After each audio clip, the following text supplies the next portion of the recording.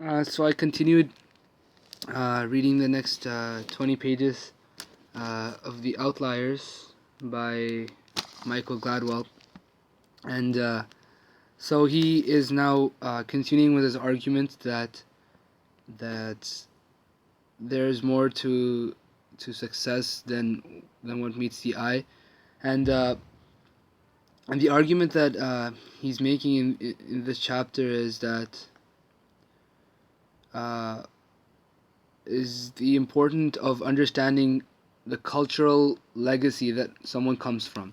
So he gives the example of this Kentucky village in the 1800s that would often go into feuds with one another, and many of those feuds were out of nowhere, and it would and it wouldn't be like one person versus another person. It would be villages and family members, like family clans, one family clan versus another family clan, and the fathers would fight their fights, and then a generation later, their children would fight the fights, and then their children would carry on that same feud, and it would just carry on from generation to generation to generation.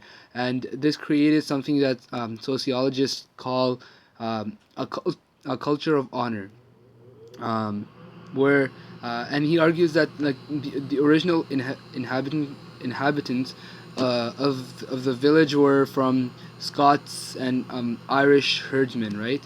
And from their psyche, they believed that they had to be feared in order for other people to know that you can't take my sheeps, right? To make sure that their herd, their families protected. They felt like they had to be feared by others. So that psyche got passed on from generation to generation, and even though they're not living in Ireland anymore or Scotland anymore, that type of thinking got passed on.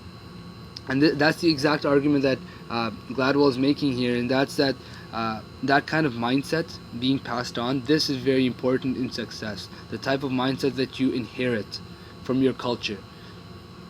And he clears himself that he states that people might be skeptical of him.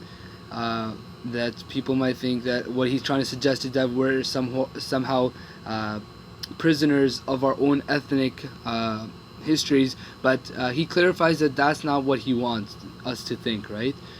Uh, and that the only point that he really wants to make is that we cannot understand our present day culture without understanding where our culture actually came from. So our understanding of we can't be successful until we understand how people before us were successful.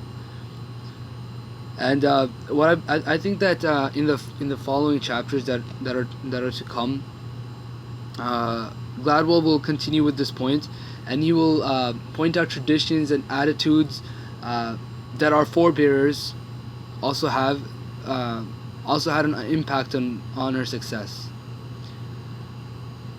And he also before ending his chapter, he also notes that if we begin to take cultural legacies more seriously, so if we truly understand the importance of knowing where our culture came from, we can use that to